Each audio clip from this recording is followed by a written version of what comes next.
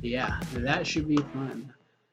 So before I get out of here, though, I do want to leave you all with something that I think is extremely important, and that is my and your mindset. All right? Because your mindset is something that you can change. That is something you can control. In this world, there are so many stressors that affect us, and many of those things we can't change. We can't do anything about, yet we worry about it, and it messes with us mentally, which affects us physically as well. It affects the way we interact with people, and then the way that they interact with us, and then that contributes to even more stress, more negative feelings. So let's talk about the mindset. The mindset is something, no matter what situation you are in, that you can change. And so I recommend, doesn't mean I do it all the time. I try to practice what I preach, but I'm not perfect. I'm far from it. We all have our flaws, but I'm out here just trying to share with the world.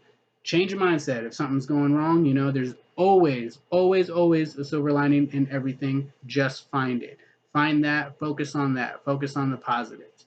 There's a lot of things that happen to us that might be out of our control. Maybe it is in our control, but once it happens, there's nothing we can do about it other than change the way that we view it, change the way that we build upon from it, how we learn from it, yada, yada, so on and so forth, all that good stuff. So definitely change your mindset if you don't already have a great one.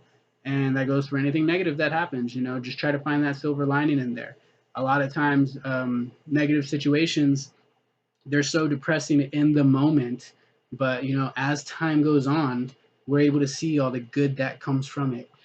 Just to share with you real quick, I was terminated from one of my jobs that I was, putting in overtime for, like grinding for it, working hard for it. There was a discrepancy with the owner.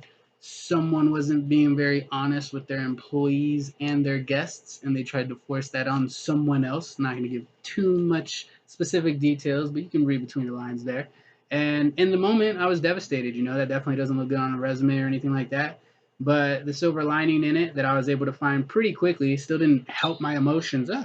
Help my emotions at the time, but I still was able to think about it at least. So even though tears coming down, I'm still thinking about this positive stuff. Emotionally, still being affected. You got chemicals going on in your body. That's gonna happen. But in my head, I was like, this is good. I don't want to be in this place. I don't want to be working for that person. I can do better elsewhere and for what my vision is, which is positive impact on people and animals. And so it's good to get out of there. And then now, not even that much longer after, other opportunities opened up that were way better, and I'm way happier where I'm at. And I just got to remember that. I got to remember that, because when things happen now that I'm like, what, why, what, nah, something good's gonna come from it. And as long as you work hard and you're positive, good things will come. Opportunities happen for the people that make them happen. And once an opportunity is there and you're ready for it, you can take advantage of it. If an opportunity is there and you're not ready for it, it just becomes an excuse.